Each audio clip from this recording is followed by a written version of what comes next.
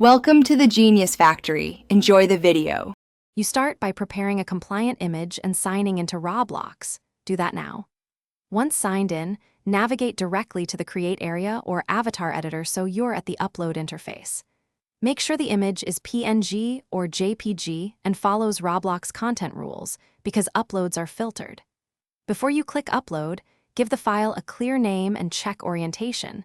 This reduces rejections and saves time. Now that your file is ready and you're on the Create page, proceed to the Upload button to begin.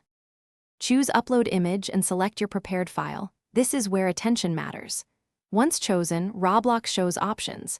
Pick a clear name, select the right category, and set permissions, public if you want everyone to see it, or a restricted setting otherwise. Add a brief description and tags to help find the image later. After you submit, Roblox processes the file. Processing time can vary, so be patient. If cropping options appear, make small adjustments now to ensure the visual fits your intended use. Once processing finishes, verify the image appears under My Creations and then place it where you need: avatar, decal, or game asset. If it isn't visible, refresh the page and double-check permissions. When uploads are rejected, examine the reason. Content filters, size, or format often cause failures.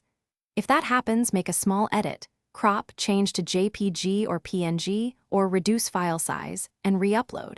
Finally, if problems persist, confirm you're logged into the correct account and retry. That fixes most lingering issues. Thanks for watching. If you found this helpful, don't forget to like and subscribe.